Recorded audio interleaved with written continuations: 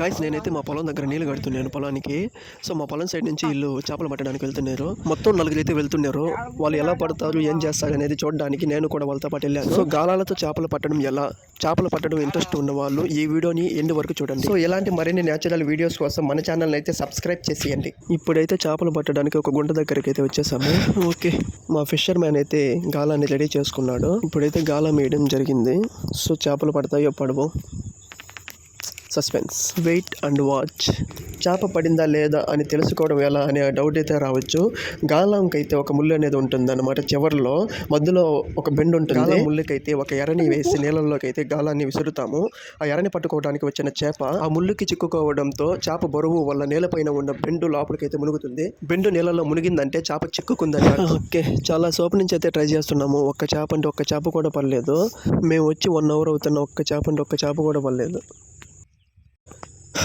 అక్కడైతే చూసి నాకే ఓపిక పోయింది. నేనైతే అక్కడి నుంచి వచ్చేసాను. ఒక్క చేప కూడా పడలేదు. చిన్న చిన్న చేపలు అంటే గాలాన్ని లాగుతున్నాయే తప్ప గాలానికి ఒక్క చేప కూడా రాలేదు. సో నాకైతే బోరింగ్ అనిపించడం వల్ల నేనైతే ఇంకో ప్లేస్కి మారాను. అంటే ఇంకొక అన్న వాళ్ళు కూడా పడుతున్నారు, ఆ ప్లేస్కి అయితే వెళ్ళిపోయాను. నా ఫీలింగ్ అయితే ఒక్కటే, ఇక్కడన్నా చేపలు పడితే బాగుందని. టైం అయితే 2 అవుతుంది. ఎండ అయితే చంపేస్తుంది. నాలో ఎనర్జీ కూడా లాస్ అయిపోతుంది. ఇంటి నుంచి కాల్స్ వస్తున్నాయి, అలాగే ఫోన్లో కూడా ఛార్జింగ్ అయిపోతుంది.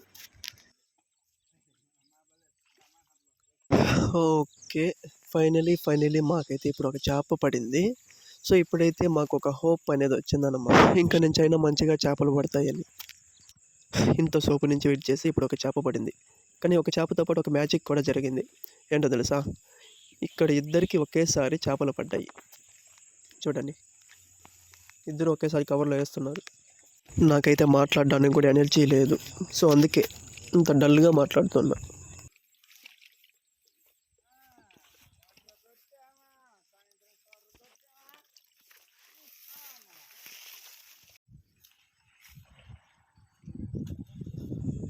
ఆవు గడ్డి మేస్తుంది. చూడడానికి చాలా బాగుంది కదా, కలర్ఫుల్గా ఉంది. Looking so beautiful. ఓకే, మాకైతే చేపలు బాగానే పడుతున్నాయి. ఇలా పడితే హ్యాపీగా ఉంటుంది. నేనైతే జస్ట్ చూడడానికి, మీకు చూపించడానికి మాత్రమే వచ్చాను. ఈ ఆవు మాత్రం సూపర్గా ఉంది, కలర్ఫుల్గా ఉంది. ఓకే, ఫైనల్గా మేము పట్టిన చేపలు వచ్చేసి ఇవి.